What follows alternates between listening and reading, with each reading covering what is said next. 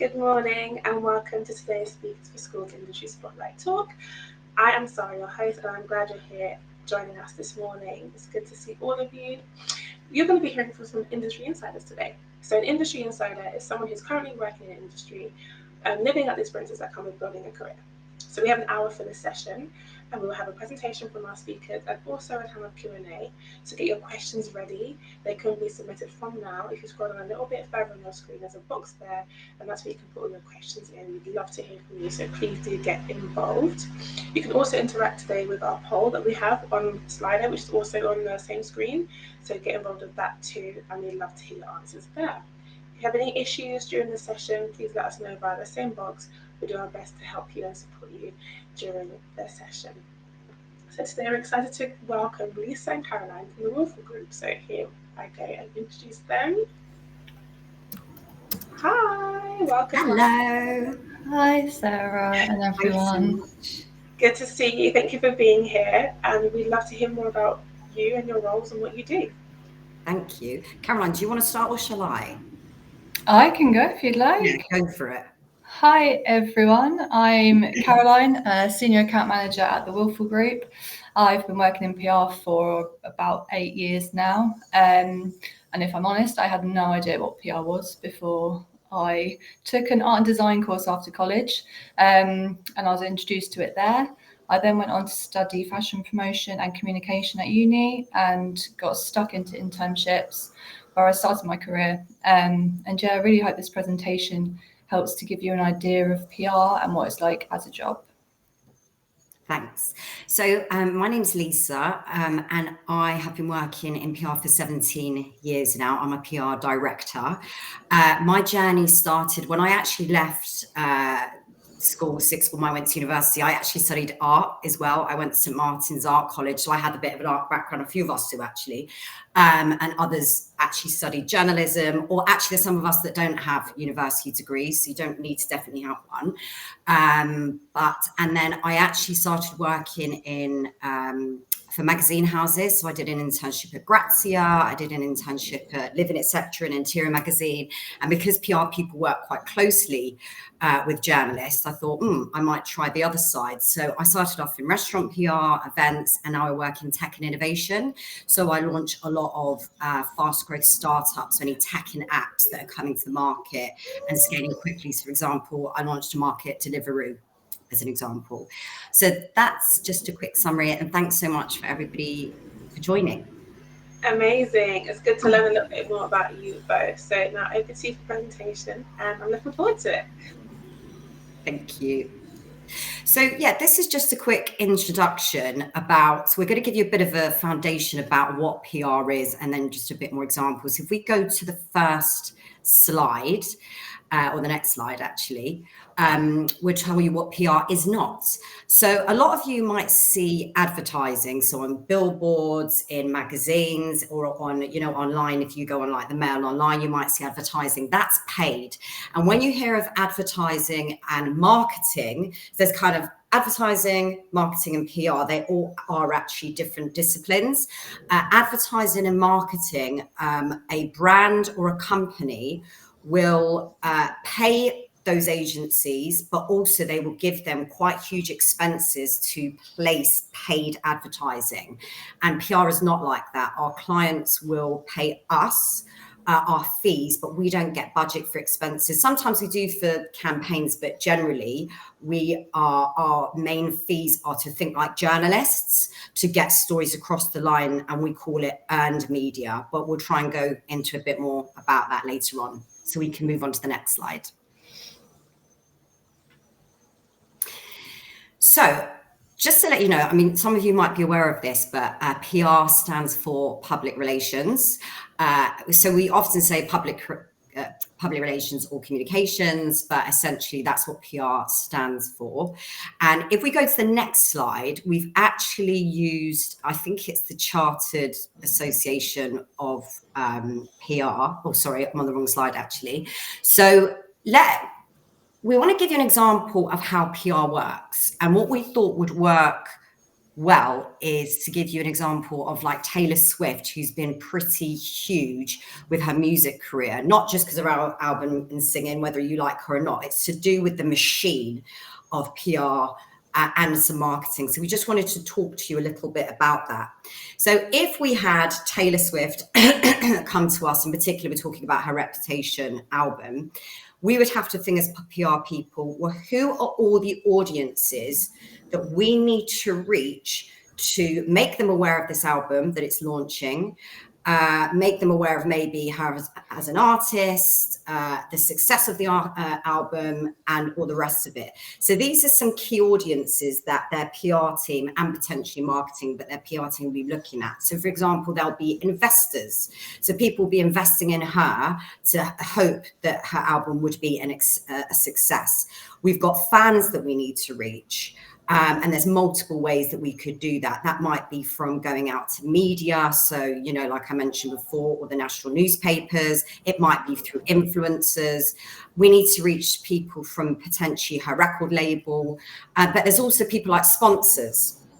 So, you know, you go to an event and you might see like Spotify is at a concert or something like that, or it might be on her album. So it's another way of her being able to reach new audiences, but how do we work with those sponsors as well? And also partnerships. So let's just say on her album, she might actually be working with other artists. And the reason they do that is not just to add, obviously, someone else to the album, is because you're broadening the audience. So we're always thinking as PR people, who are all the audiences and how are we now going to hit and communicate with them and have direct messages? With the overall end result is we need to be making a really big splash, a lot of momentum and a lot of noise around it. So we can move on. Thanks, Sarah. So this is the bit I was trying to say before, sorry. So this is the Chartered Institute of Public Relations. So they're kind of the association for the UK. So they define PR as public relations is about reputation management, essentially, the result of what you do as a company, business or brand, what you say and what others say about you. And public relations is the discipline which looks after that reputation. So we manage all of that with the aim of earning more understanding about your company or brand, or I don't know, celebrity and so on. And we gain support and we help get third-party endorsement, help influence that opinion and behavior positively. So we go on to the next slide. Just to make you be aware, if you're reading, I know that a lot of people consume through social media now, but and even some of that, but 80% of definitely what's on the news, radio, TV, and newspapers are 80% PR driven. So we're always trying to get brands in media, and that could be, I don't know, like I said before, it could be celebrity. I mean, we don't necessarily do that genre, but if you see somebody that's launching a movie or a book or a new product or a Disney brand, it's the PR team that are like, how do we take that to me, and what's the story behind it? How do we tell their story? So we deal with that right from the top down, and it takes lots of strategy and approval processes. But essentially, it's about us getting headlines. So when you see a newspaper, you see the big headlines. Some of it you might get in the UK. We're quite sensational media, and British media are quite tough compared to other markets. So we know when we're selling in, we like what we call clickbait headlines, but essentially 80% of it's PR driven. So if we go to the next slide, please. So I am going to hand over to Caroline soon, but essentially we work with different toolkits within PR. So there's lots of different ways that we hit media and techniques. So for example, we go out with press releases, which is sometimes, if it is news and there's an announcement to be made, we might host an event with media, a press event, or we might take, so for example, I'm just going to add this in actually. In PR, we either have, we speak to consumers and mainstream. So that's like if you worked at Disney, you might want to get consumers to come and watch or buy your product. And then there's what we call B2B, which is business to business, which is where maybe we want to reach, get a company like, I'm trying to think now, Amazon, for example, who wants to reach investors, or there might be something controversial going on that we need to manage. So those are different things that I just want to set out. But, you know, we might have, like I said, press releases, press events. You might do a media tour with the CEO. So you take them around to different journalists. We do stunts and campaigns. We work with celebrities to endorse brands. We do commentary. So if there's something in media that somebody at the company or brand can comment on, there's social posts. We work with influencers. So lots of different tactics. And if we move on to the next slide, please, Sarah. So 1 in 5 people now consume on TikTok. That's probably just social media in general. So one thing as a PR person is you're constantly having to stay on top of technology that's changing, and it moves really quick. Not only are you trying to keep abreast of media every day and what's happening, but also obviously how to learn new ways to use channels to reach audiences, which makes it quite fun and exciting. We're some of us are more skilled at social than others, but it's definitely something that's interesting to work in. So if you move on to the next slide, please. So this is just to show you the difference in PR jobs, that kind of directions you can go. So you can go in-house PR job, which is you work for a brand. So it might be that you want to work for Netflix and you want to work in-house. So you will work for that brand with all the team, and you will work with, I don't know, the marketing person, you'll work with head of production, you'll work with all the team. And it might be that your job is more likely to manage an agency like ourselves who are frontline with the journalists and media. So, and your job, even though it's communications in a job like, let's say, in Netflix, it's not necessarily going to just be comms. Probably you might be doing sponsorships.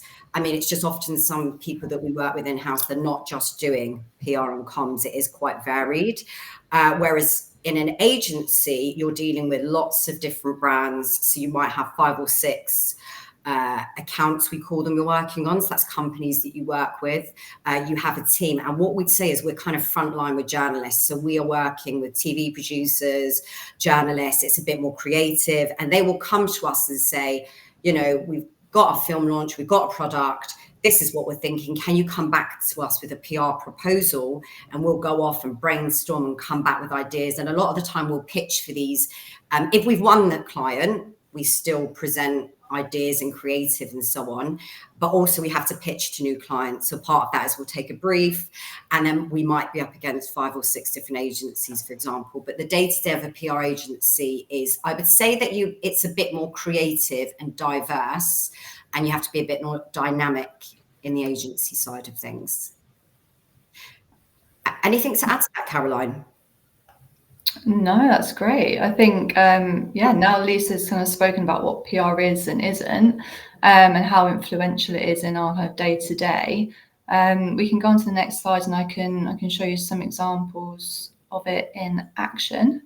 So yeah, if you can go on to the next slide, please, Sarah.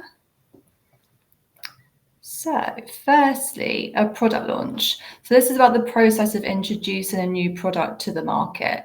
It involves several key components aimed at like creating awareness and a buzz. We've highlighted Adidas launch here, but it could be anything from kind of a phone, drink, a film, a new album release like Taylor's Reputation album like we had earlier.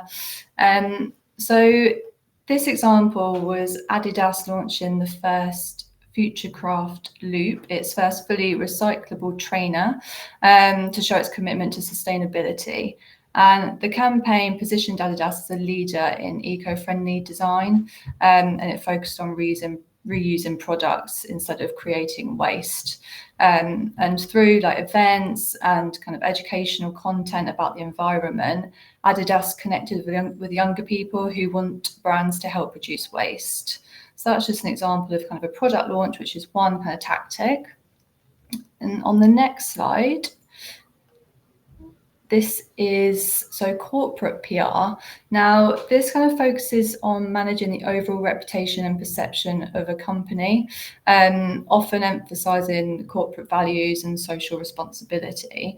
Now, this example, pensions may not be something many of you are thinking about right now, but that is exactly why the Association of British Insurers and Pensions and Lifetime Savings Association teamed up with artist Big Zoo.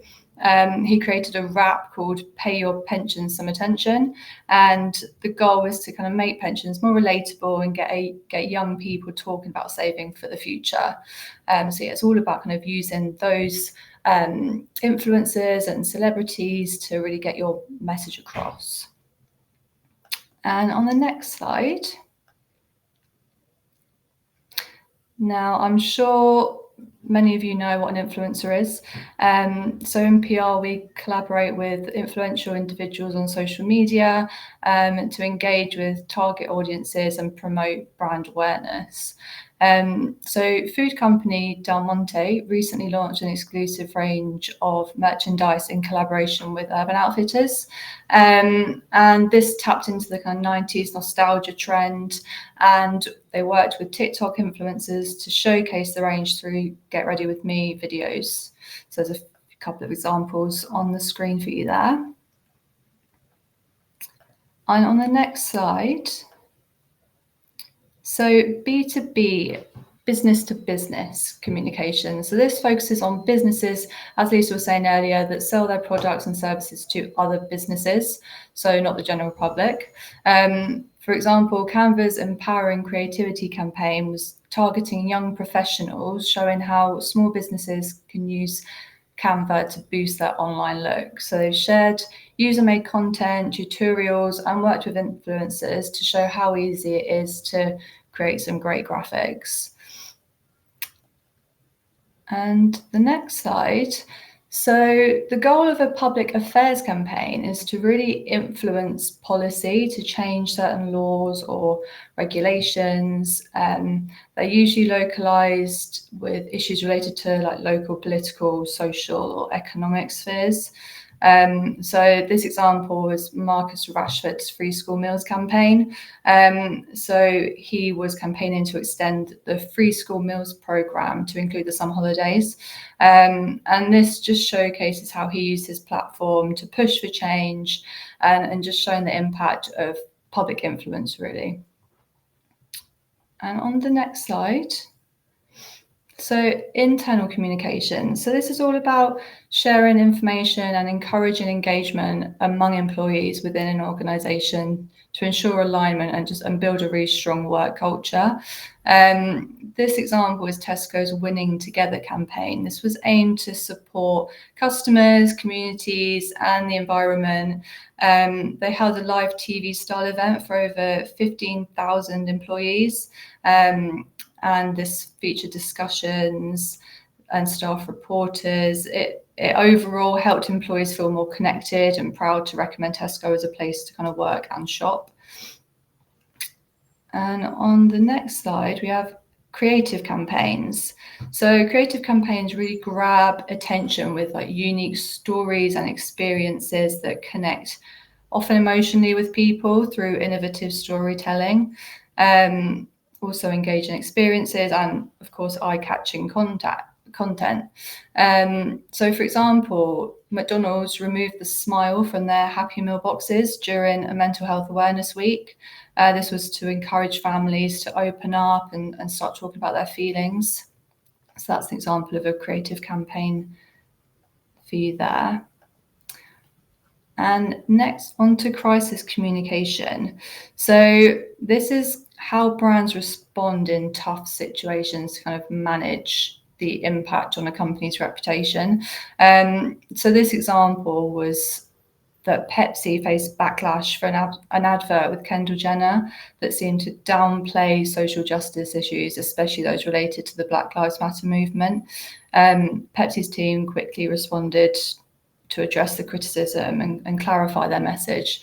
But yeah, when things kind of go slightly wrong for a company, that is when crisis communications will come in and the PRs will step in to kind of manage and mitigate that. And next up, so newsjacking. Now, this is a PR tactic which really leverages current news or trends to promote a brand or a product. And it allows companies to basically insert themselves into the conversation and ultimately gain media attention. This example was of a jacket potato van in Birmingham, which went viral across social media. People were queuing for hours to get their hands on these amazing potatoes. And Airtasker, a services marketplace, they jumped on this news by sharing with media that someone was paying someone to get in line of the queue to queue up and get themselves a potato for their lunch. And this ultimately then got their story picked up in the media as well. So I'm going to pass on to Lisa now. Thank you. And just to say the newsjacker thing, what we do is we will have someone like the intern, for example, will read media every day, what's happening in the news and so on. But that can be, so for example, with the US elections right now, that I'm not going to go into politics, there might be brands right now that are looking, it might actually be local government or so on that are looking to comment and so on. So they'll be pitching to media, trying to get what we call share of voice in media, for example. So the next section, and just to kind of finish off before the Q&A, is just to look at careers, how you'd get into it, what that looks like. So we go on to the next slide. So why choose a career in PR? So I suppose the first bit is there's a lot of variety, and it can be quite an exciting industry. So you work with different industries, lots of different projects. I know that we mentioned before, it might be, you know, that you work with talent or influencers, or you do like a press event. So it's always really varied. There's never a time when we sit there and think, oh, the clock's ticking. We look at the clock at 4 o'clock and go, how is it 4 o'clock already? So, and in a good way, you know, the day feels very filled up in a good way, that there's basically, you don't get bored. The creativity mixed with impact. So you can create exciting campaigns depending what companies you're working with. You can tell really lovely stories that will help brands connect with those audiences. And again, like it's amazing how you start off in the career and you kind of don't really know a lot, and you think, I don't know what I'm doing, and then slowly you just, after, I mean, it does take quite a few years, you get it, and it's really enjoyable, I think, Caroline, when the penny starts to drop in different things. So there's a real sense of accomplishment, I think, and satisfaction within the job role. There's influence and trust building play a pivotal role. So you could help shape people's opinions to build trust for the public. You know, you could work for a charity, for example, and get people like championing and having opinions on that, whatever. The work is quite meaningful. So there are sectors that you could get into. Half of our company is sustainability and ESG. So we support causes and ethical growth, driving positive change. And the growth potential, you learn a lot of skills in PR. I think I'm just making this up, actually. I do think it's one of those, I've heard job roles where you like have a really dynamic brain, because one minute you've got client management, then you've got to be creative, then you're like managing, leading a team, then you're writing. And what I would say is, I mean, I'm just going to add this in. I struggled to read when I was young. I really struggled. I was in the bottom group. So what I'm trying to say is that if anybody has any things in school that might have challenges, it doesn't mean, like, I would never think now that I'd be in a job where a big part of my job is writing and checking people's work for the struggles that I had in the school. So I just want people to know that, well, not people, but, you know, people watching this, that if there's things that you're concerned about, that there is lots of support and ways that you can get into the industry, basically. And another thing is, sorry, I don't want to keep speaking about myself, but I actually worked in Australia for 4 years. And the thing is about working in PR, there's a lot of markets. If you've got an interest to work internationally, PR and communications is seen with a lot of markets as a really valuable job role to have. So I was able to get sponsored and work abroad. So if you've got ambitions to maybe like to do that, you can potentially do that after a few years in the industry. So next slide, please. A day in the life. Oh, right. Do you you want to do this, Caroline? Sure, yeah. Just a day life of an account executive. Yeah, well, firstly, every day is, well, no day is the same in PR, especially I think if you work for an agency. You know, media is always changing. You've got to be on top of the news, as we were saying earlier, with newsjacking, social media trends, TikTok trends. It's think about ways that you can kind of put your clients or the company you're working for into the conversation of media and social media. So this is kind of a bit of an overview of what a day in the life of an account executive, so kind of your entry level into PR would look like. So as Lisa was saying earlier, you know, first thing is kind of reading the news for any news stories that have come out overnight or that morning, checking emails, clipping any client coverage that might have come through. We always try and gather the teams to have a little discussion, to plan the day, see what needs to be worked on, who's going to do what. It might be drafting pitches or press releases. You could be contacting journalists, so through email or over the phone. You can contribute to brainstorms for creative campaign ideas. There's lots of kind of liaison with clients, case studies, influencers and talent, like we were saying earlier. They'll be writing briefs. You can be meeting journalists. These are all a bit more when you're a bit more experienced down the line. But yeah, it's a very varied role, and like I said, no day is the same.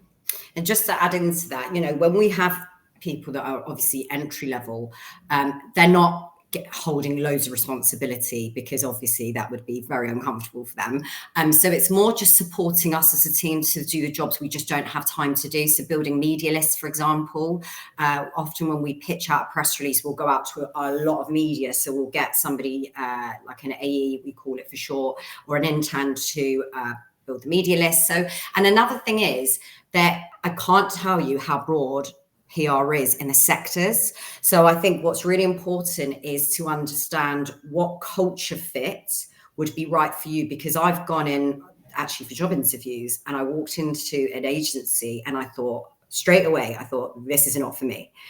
Not like it's the right environment and so on. So I just want to make you aware, if you were interested, is to sort of think, you know, would you rather deal with something that's consumery and maybe a bit more creative, or do you want to go more B2B? You might want to be more corporate, public affairs. You might not completely understand what I mean by that, but and also the team itself, are they the sort of people that you think you're going to click with? Now, obviously, as an intern or AE, it's better just to get a job, to get your foot in the door. There's no doubt about that. But as you start growing, you will want to find somewhere that you'll fit. So don't be put off if you sort of think, oh, this doesn't feel right, because there is a lot of variety in PR and sectors.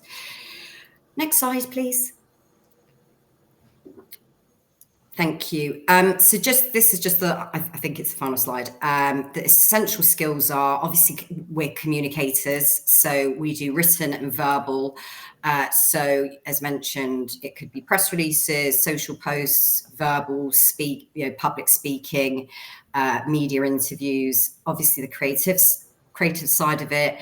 I think you need to be quite dynamic and able to adapt quite quickly. I would say it can be quite a high pressure job at times. There are times, and depending on the agency, where you have to deal with a certain level of pressure, if I'm honest. But again, you will grow into that. But the pressure comes with, if you've got that personality type that you're kind of a go-getter, you are quite driven and a self-starter, and you like a buzz, then this is a really good industry for you. And if you are really into sustainability, and you have a knowledge of, you know, eco-friendly practices and ethical stances, then this could be a good job for you as well. Is that it, Sarah? Is there another slide? There is another slide. So just really quickly, getting started. So ways that you can get into PR is you can either, sorry, I'm just going to get rid of this thing that's popped up. You can do work experience, internships. Obviously, you could go to university and study comms. There's apprenticeships apprenticeships. You could go to networking events and join PR organizations or connect on LinkedIn to PR associations and PR companies. Build a portfolio if you like writing, or if you've ever I don't know, got any blog, or if you're an influencer. Sometimes if we have account executives or interns that come with us and they've got a blog or they've got a good influencer page or they do good content, that's really of interest for us. And again, obviously, if you do have an online presence, I've literally just said that, sorry, that's of interest to us. So I think just finally, there is another slide, and this is just to let you know that we at the Wilful Group do have an internship program. We also always interested in hearing, you know, when people are ready to maybe potentially also get a job. Usually most people that get account executive jobs will have an internship. We don't usually, you know, they would have some sort of experience even in another job that's maybe relevant. So to get started, there's an email there, careers@thewilful.com, or visit our website, www.thewilful.com, if you were potentially interested at one point doing an internship. So that was the presentation. And we're just, I think now, going to hand over to Sarah for any questions. Yeah, amazing. Thank you so much for sharing that. Such good knowledge and advice there for how to get into PR and clearing up some things as well. We've had some questions about the difference between PR and advertising. I know we spoke about it a little bit. But yeah, thank you for clearing up things like that and giving us insight into your roles as well. So let's get stuck into these questions. We've got one from Newstead Wood School. And they're asking, how do businesses decide which social media creators to give PR to? Is there a criteria, or influencers reach out? Like, how do people decide to get into, to give PR out?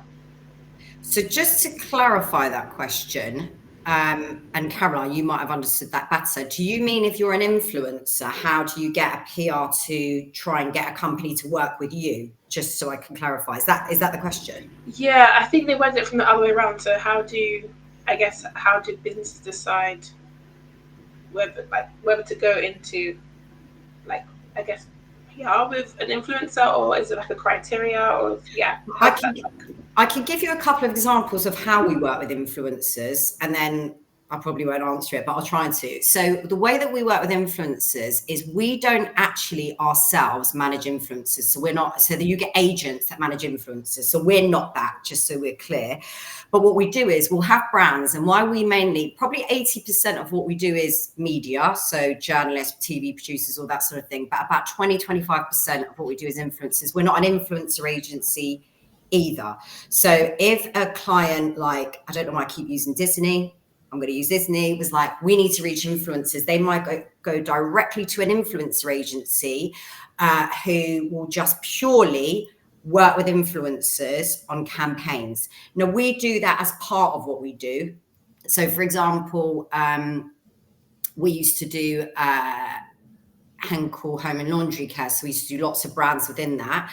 And we would look for them depending on their background, you know, they might have children, they might be into sports. But on the flip side, what we do get is influencers will just email PR agencies and say, can you put us on your roster, that if you're looking for an influencer, can you please keep me in mind? So I don't know if have you got anything to add to that, Caroline? Because I don't know if I've answered the question fully. I mean, that's kind of what I took from it as well. I think if a business is looking to work with influencers, like you said, they might go to an influencer agency, or if we're working as in for an agency and one of our clients, you know, we might suggest to our client, oh, like, for this campaign you might like to work with influencers, and then we reach out to them ourselves. You know, we research them, like you were saying, whether it's, you know, they'd have to be interested in the relevant kind of market that your client is in, and then we'd reach out and kind of work through that way. But yeah, there are specific influencer agencies, but we do work Just to add, I don't want to drag this question out. The reason why a client might want to use us to do influencers and not directly an influencer agency is because we're PR people, we can integrate the two. So we could go, well, why don't we work with this celebrity who's an influencer as well, obviously got a huge social following, and then how do we play that back into media and then maybe get an interview out of it with journalists and amplify that? So that would be the benefit for a brand to come to an agency that does both. That's great. Thank you very much for that answer. Another question here from Sacred Heart High School. What news sources do you recommend students look for in their studies? So they've said this could be sources that you consume. And what do they talk about? So I'm sure they mean in terms of kind of like getting into PR, like what news sources do you recommend they look for in studying? Well, everyone's different because it depends on the person. I actually want to say something I thought was quite funny. I actually interviewed somebody once. This was years ago, an intern. And when I asked them that, they weren't able to give me one answer of an outlet. I said, what do you read? And they went, they couldn't give me one. So if you ever get an interview, do definitely have that in your back pocket. What I would say is, the basis for PR is what's happening in the news agenda. Okay. So right now, we know today, even though that we're not in the US, the US elections is going to have a ripple effect. So that's going to take, so for example, we today wouldn't want to be pitching loads of news to media because it's not a slow news day, what we call it. It's going to be hard to get in media today because a lot of the newspapers are going to be writing about the US elections. That's how we work. We're always aware.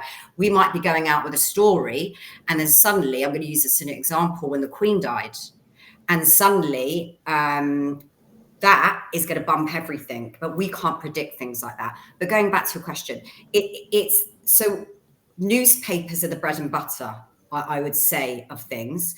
So I think any newspaper, whether it's the Guardian, Times, a tabloidy, the Daily Mail, just to understand, because when you start in a job, the account executives, senior account executives, account managers, their jobs are to place coverage. So to go, I've got a story, what outlet is going to be most, we call them media outlets, just, so a newspaper is a media outlet. What outlet is going to be most likely to take that story? And we will look to the more junior staff, and when we kind of know, but to be the front line of going, I know that there's a lifestyle writer at the Metro, she covers health and wellness, I'm going to pitch it to her. So I'd say any of the general newspapers that, that if you're in London, the London Evening Standard, or I know it's online now, Metro newspapers, but also there are some more younger outlets like maybe Pop Sugar, Refinery. Is it 29? I'm going to say it wrong. You can see how much I know. What are the kind of, there's BuzzFeed, Lad Bible. Tyler.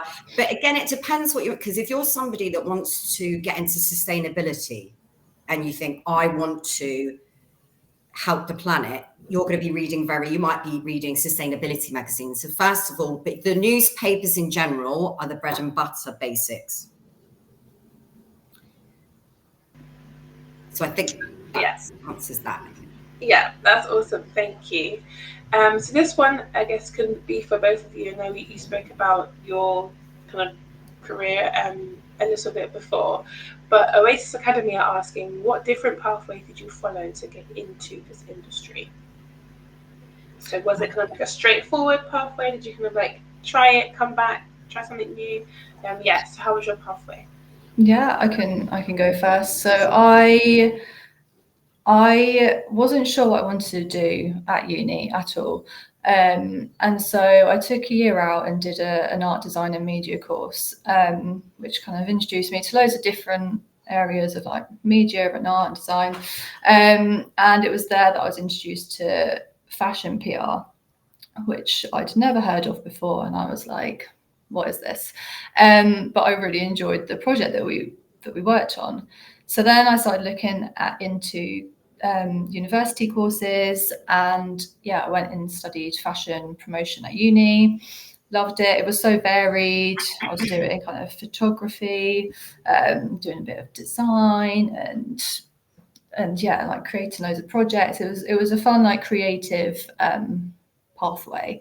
So then I started doing some internships, And I actually kind of went into fashion wholesale internships initially, but then they were working with a PR agency as well, and I kind of got in to an internship with that PR agency, and from there I kind of then developed, became a fashion assistant, and grew up there. And then I fancied a change from fashion and started looking at other agencies, and that is when I came across Wilful. And yeah, it's more like the variety of clients really kind of interested me. You can work across, your one minute you'll be kind of working on, I don't know, an influencer campaign or something, and then the next you're writing a press release for a canned fruit brand. I don't know, like, yeah, it's very varied and fun. Well, what I would just say to add into that is I found it very difficult when I was younger to actually know, well, what do you want to do in the future? That's a really hard question to give an 18-year-old or 17 or 16. I mean, when I was a little girl, I wanted to be an air hostess, you know, so it's always good because we've got different parts of our personality, haven't we? And it's always like there's a job B, C, there's loads of different things that I probably do. I wasn't doing PR. I think the jobs that I was interested in were visual merchandising, merchandise buyer, and so on. I did textile print design at university, so I was particularly into fashion and interiors, and I did like wallpaper design and so on. And now I'm a PR person working in startups. So this is how much things can change. And even when you get into an industry, you know, not everybody stays. They could stay for 10 years. And then, you know, sometimes people join a certain sector, like they might work in fashion or music. They're traditionally quite younger industries, or maybe this is just my opinion. And then sometimes, you know, you've got to be really on top of trends. If you're in music PR, you've got to always be going to gigs, which is great when you're in your 20s and early 30s. But then you might get to a point where you think, I just want to watch a bit of Netflix and not go out every night. So it's these sorts of things that change within your career. I think as well with PR, there are so many transferable skills. Like you develop such a range of skills through PR that, yeah, if you did want to kind of, you know, take a different route down the line, you've developed so many skills that you can transfer into different roles. Yeah, and I when I used to do restaurant PR, loved that because I'd be launching all the new bars and restaurants in London. So I think another thing is I was always interested in the event side because I was considering moving into events. So again, these are all kind of similar industries in different ways. No, that's really, really great, and it just shows that like you don't have to have a decision and stick with a decision. You can change and you can grow wherever you are, which is amazing. Thank you for answering that. Bridgewater and Taunton College are asking, are there any relevant level 4 degrees, degree apprenticeships that will provide a good route into a PR career? Probably not the best person to ask. I mean, what I would say is I don't know this answer. Caroline, you might, but obviously there are PR and communication degrees that are specific, or a journalist degree. So I mean, look, like I said in the beginning, not all of us have quite a large number do, if I'm honest. I'd say 80% of us, if not 90, do have degrees, but I think times are changing as well. But you might do English language, English literature, journalism, PR and comms are probably, I'd say, the three most natural. Or if you did, but then again, if you wanted to go into politics, you might, like government policy, you might go in that route. So, but like I said, I've got a textile design degree and here I am. So, but that would probably naturally be the best fit. Caroline, is there anything to add to that?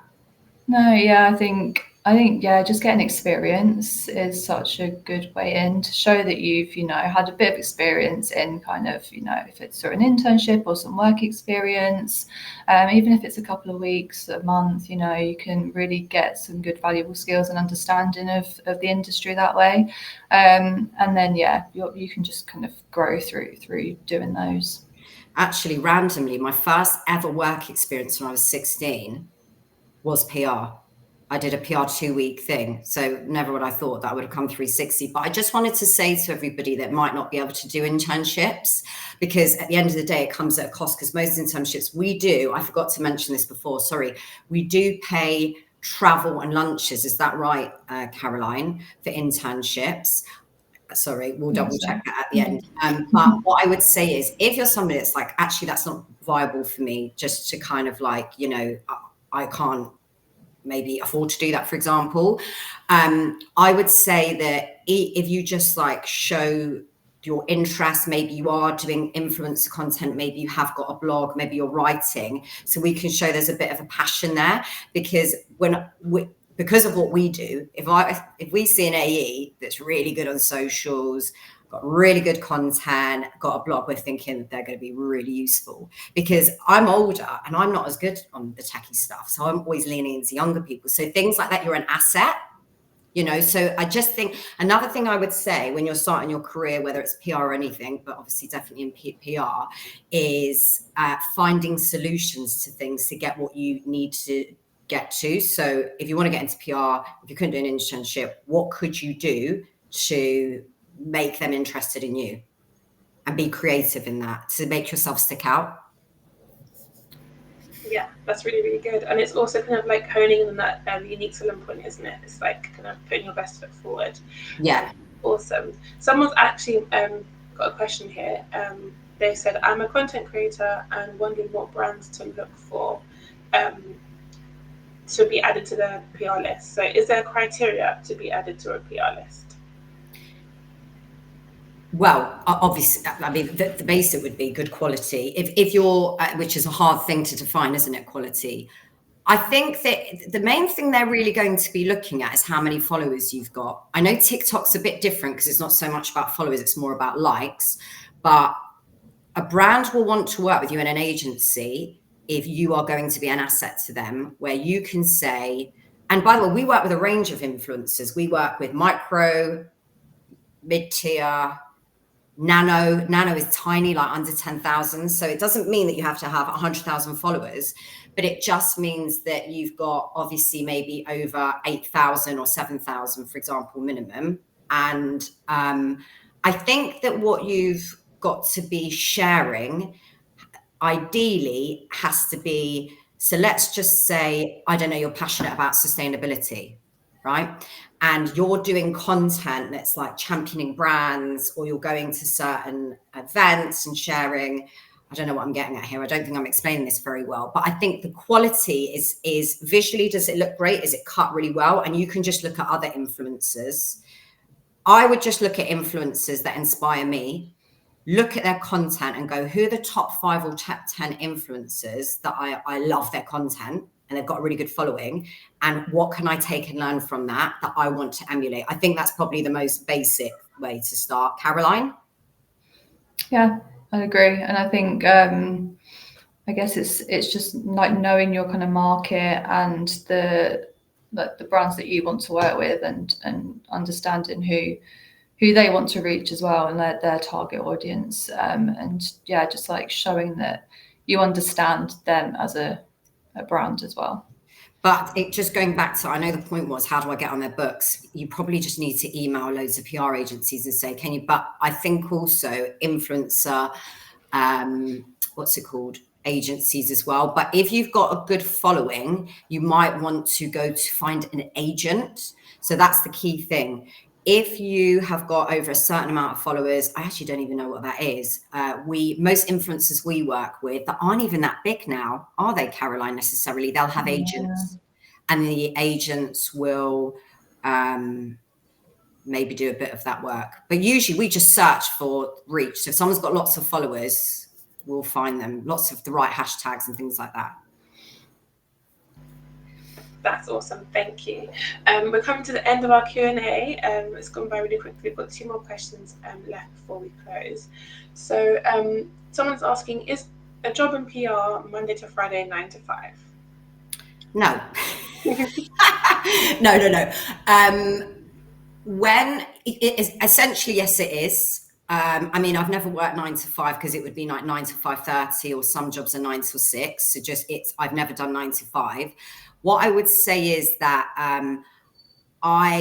it depends how far you want to get ahead. I'm from obviously the era where when I started a job, it was how far, do you want me to jump sort of thing, meaning, anything you asked me, I would do. But what I would say is this is a career. And if you want a job where you go in and you leave on time, this isn't the job for you. And our agency's good. We do actually generally work the hours that we've got, don't we, Caroline? Like, we don't work really late. But if I'm honest, I've worked in a lot of jobs where I've worked long hours.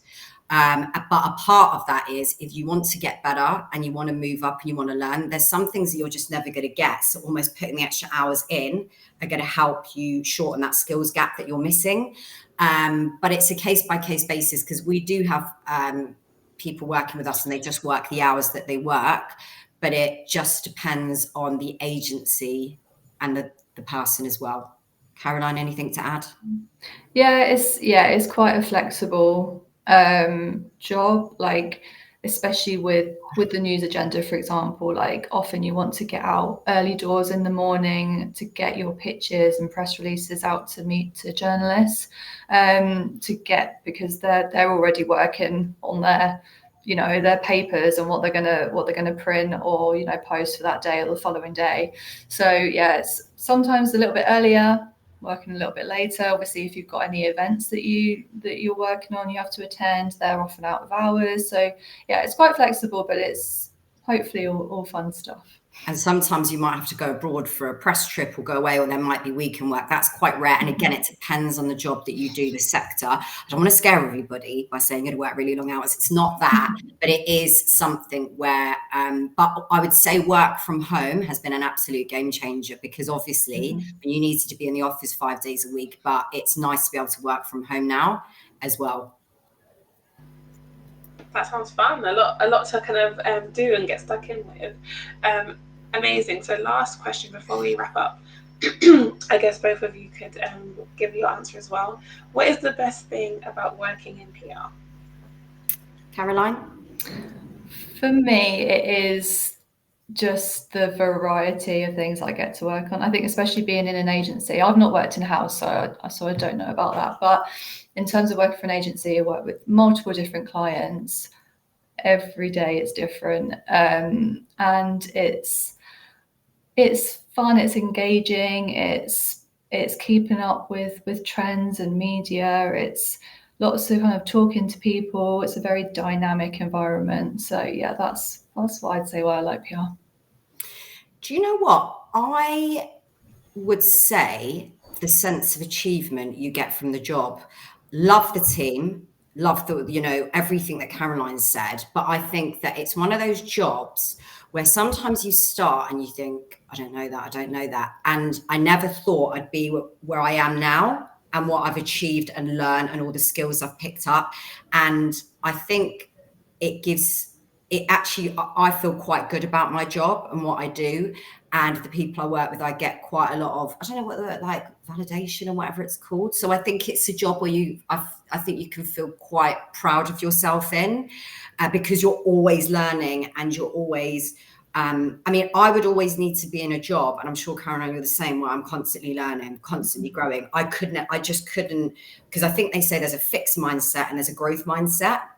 None is right or wrong. And I think a lot of, not everyone, but I think this is sort of interesting. If you've got a growth mindset and you want to grow and improve and develop, it's a great industry to choose. Awesome, thank you so much. It does sound really exciting, and I'm sure you definitely inspired some people watching. But Lisa and Caroline, thank you so much for your time today. And it's been great having you speak to us about the world of PR and the joys that come with it. Thank you so much, and hopefully we'll get some people in the world of PR. Definitely. Thanks everybody for joining, and thanks for having us. Thanks for having us. See ya. Bye. Amazing. So we are at the end of our session, but we've got some time now for some feedback. So I'm going to disappear from the screen for a little bit, put a QR code on the screen. So please do give us your feedback. Let us know how you found today, anything we can improve, just so we can better our service. I'll be back shortly after this.